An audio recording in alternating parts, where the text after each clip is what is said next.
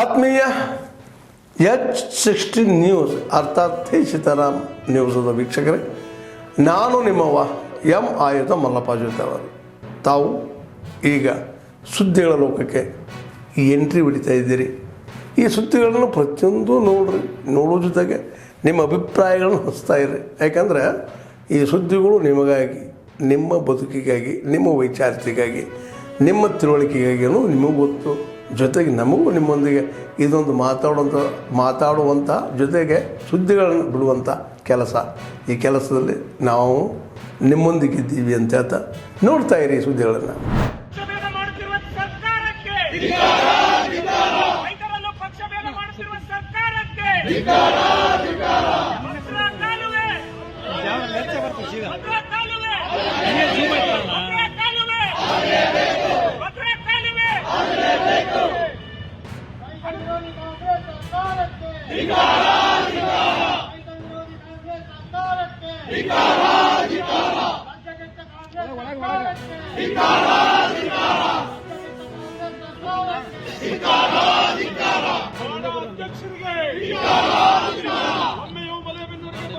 ಅಧ್ಯಕ್ಷರಿಗೆ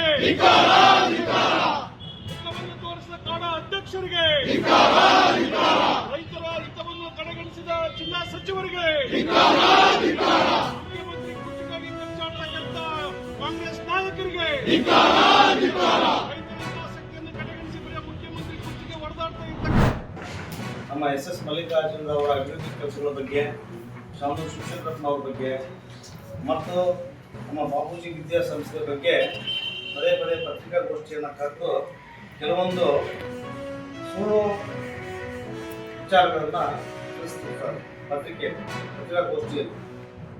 ನಾನು ಈ ಒಂದು ಪತ್ರಿಕಾಗೋಷ್ಠಿಯ ಮುಖಾಂತರ ನಮ್ಮ ಯಶವಂತರಾವ್ ಅವರಿಗೆ ತಿಳಿಸೋದೇನಪ್ಪ ಅಂತಂದರೆ, ಇವತ್ತು ಮಲ್ಲಿಕಾರ್ಜುನರವರು ಅವರ ಆಡಳಿತ ಅವಧಿಯಲ್ಲಿ ಒಬ್ಬ ಏನು ಮಲ್ಲಿಕಾರ್ಜುನವರು ಅಂತಂದ್ರೆ ಅವರೊಬ್ಬ ದೈವಿ ಪುರುಷ.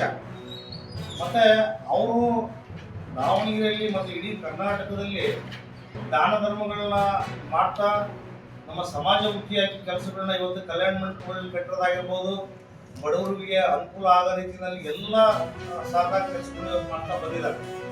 ಅದರ ಜೊತೆಯಲ್ಲಿ ಅವರು ಸ್ನೇಹಜೀವಿ ಕೂಡ. ಮತ್ತು ಎಲ್ಲ ಜಾತಿ ಧರ್ಮದವ್ರನ್ನ ಒಗ್ಗೂಡಿಸ್ಕೊಂಡು ಇವತ್ತು ಅವರು ರಾಜಕೀಯವನ್ನು ಮಾಡ್ತಾ ಬಂದಿರ್ತಕ್ಕಂಥದ್ದು. ವಿಜಯ್ ಗುಜ್ಜರ್ ಅಂತ ಹೇಳಿ, ನಾನು ಗ್ರಾಮ ಪಂಚಾಯತಿ ಮಾಜಿ ಅಧ್ಯಕ್ಷರು. ನಾನು ಸುಮಾರು ಭಾಳ ದಿನದಿಂದ ನೋಡ್ತಿದ್ದೀನಿ ಹಾಸ್ಪಿಟ್ಲಲ್ಲಿ, ಹೋಬಳಿ ಹಾಸ್ಪಿಟ್ಲು ಇದ್ದಿರ್ತಕ್ಕಂಥ ಡಾಕ್ಟ್ರಸು ತುಂಬ ಚೆನ್ನಾಗಿದ್ದಾರೆ. ಹಾಗೆ ಈಗ ಹೆರಿಗೆ, ಸಿಜರಿಯನ್ನು, ನಾರ್ಮಲು ಎಲ್ಲ ಮಾಡಿಸ್ತಿದ್ದಾರೆ. ಈಗ ಹೆರಿಗೆ ಕೌಂಟ್ರಲ್ಲಿ 2.5 ಕೋಟಿಯಷ್ಟು ಬಂಡವಾಳನ ಹಾಕಿದ್ದಾರೆ. ಈಗ ಆದೇಶ ಸರ್ಕಾರದಿಂದ ಆದೇಶ ಬಂದಿದೆ, ಡಾಕ್ಟ್ರಸ್ 3 ಜನ ಡಾಕ್ಟ್ರಸ್ಸು ವರ್ಗಾವಣೆ ಆಗಬೇಕು ಅಂಥೇಳಿ. ಇದನ್ನ ನಾವು ತುಂಬ ಖಂಡಿಸ್ತೀವಿ. ಯಾಕಂದರೆ ಈಗ ಡಾಕ್ಟ್ರ್ ಇದ್ದರೆ ನಮಗೆ ಯುಟಿಲೈಸ್ ಮಾಡ್ಕೊಳ್ಳೋಕ್ಕೆ ನಮಗೆ ಟೈಮ್ ಸಿಗುತ್ತೆ. ಇಲ್ಲ ಸಿಜರಿಯನ್ ಆಗಬೇಕಾದ್ರೆ 2.5 ಕೋಟಿಯಷ್ಟು ಬಂಡವಾಳ ಹಾಕಿ ಎಷ್ಟೊಂದು ಇಕ್ವಿಪ್ಮೆಂಟ್ಸ್ ತಂದಿದ್ದಾರೆ. ಈಗ ಡಾಕ್ಟ್ರಸ್ ಇಲ್ಲ ಅಂದರೆ ಇಕ್ವಿಪ್ಮೆಂಟ್ಸಿಗೆ ಯಾರು ದಾರಿ ತೋರ್ತಾರೆ?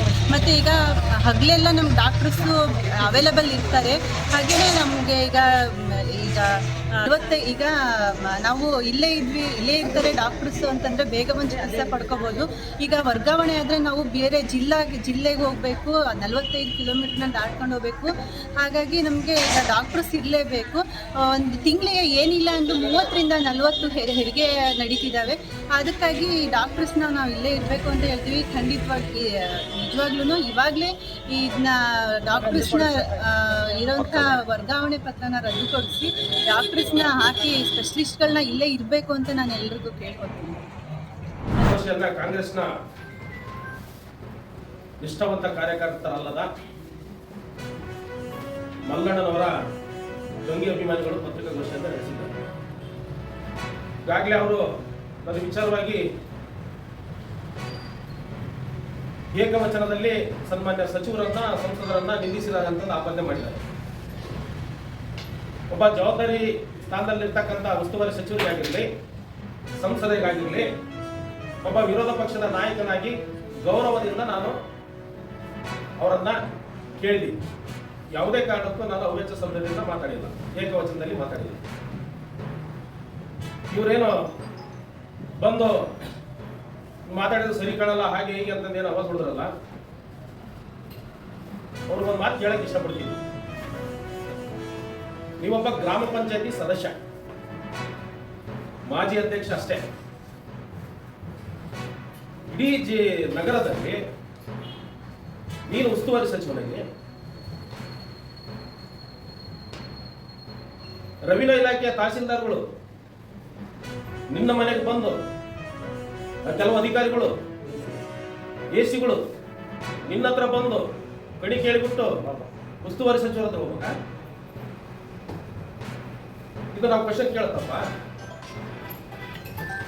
ನೀವು ಮಾಡಿರ್ತಕ್ಕಂಥ ನಮ್ಮ ಪಂಚಾಯತಿಯಲ್ಲಿ ನೂರಾರು ಹಗರಣಗಳು, ಕಂಪ್ಯೂಟರ್ ಅವನ್ನೆಲ್ಲ ಸುಟ್ಟು ಹಾಕಿದ್ರಲ್ಲ ಕೆಲವು ವರ್ಷದ ಹಿಂದೆ. ಏನು ಹಗರಣ ಮಾಡಿಲ್ಲ, ಭ್ರಷ್ಟಾಚಾರ ಮಾಡಿಲ್ಲ. ನನಗೆ ಜೋಕರ್ ಅಂತ, ನಾನು ಜೋಕರ. ಆದ್ರೆ ನೀನು ಅಧಿಕಾರಿಗಳಿಗೆ ಉಸ್ತುವಾರಿ ಸಚಿವರಿಗೆ ಬ್ರೋಕರ. ಮಾತಾಡೋದ್ರಲ್ಲಿ ನ್ಯಾಲಿಗೆಯನ್ನ ಬಿಗಿಡಿದು ಮಾತಾಡಿದ್ರೆ ಸಂಸ್ಕೃತಿ ಒಳ್ಳೆಯದು. ನಮ್ಮ ಭಾಗದಲ್ಲಿ ಇಡೀ ಜಿಲ್ಲಾ ಪಂಚಾಯತಿ ಕ್ಷೇತ್ರದಲ್ಲಿ ನಿಮ್ಮ ಕಲ್ಯಾಣ ಗುಣಗಳನ್ನ ನಿಮ್ಮದೇ ಆದ ನಾಯಕರು, ನಿಮ್ಮದೇ ಆದ ಲೀಡರ್ಗಳು ನೋಡಿದ್ದಾರೆ. ಆತ್ಮೀಯರೇ, ಎಲ್ಲ ಸುದ್ದಿಗಳನ್ನು ನೋಡಿದ್ರಲ್ಲ, ಏನು ಅನಿಸ್ತು ನಿಮಗೆ? ಇದರಲ್ಲೇ ನಿಮ್ಗೆ ಲೈಕ್ ಆಗಿರ್ಬೋದು, ಡಿಸ್ಲೈಕು ಆಗಿರ್ಬೋದು, ಕಾಮೆಂಟ್ ಬೇಡಪ್ಪ ಅಂತೂ ಅನಿಸಿರ್ಬೋದು, ಕಾಮೆಂಟ್ ಮಾಡಬೇಕಪ್ಪ ಅನಿಸಿರ್ಬೋದು, ಶೇರ್ ಮಾಡಬಾರ್ದಪ್ಪ ಅನಿಸಿರ್ಬೋದು, ಅದು ಮಾಡಬೇಕು ಅನಿಸಿರ್ಬೋದು. ಏನಾದರೂ ಆಗಲಿ ಶೇರ್ ಮಾಡ್ತಾಯಿರಿ, ಈ ನ್ಯೂಸ್ಗಳನ್ನ ಹಂಚ್ತಾ ಇರಿ, ಜೊತೆಗೆ ಇದಕ್ಕೆ ಸಬ್ಸ್ಕ್ರೈಬ್ ಆಗ್ತಾಯಿರಿ ಅಂತ ಹೇಳ್ತಾ, H16 ನ್ಯೂಸ್ ಅರ್ಥಾತ್ ಹೇ ಸೀತಾರಾಮ್, ಇದು ಸತ್ಯದ ಕೈಗೆ ನಡಿ. ವಂದನೆಗಳು.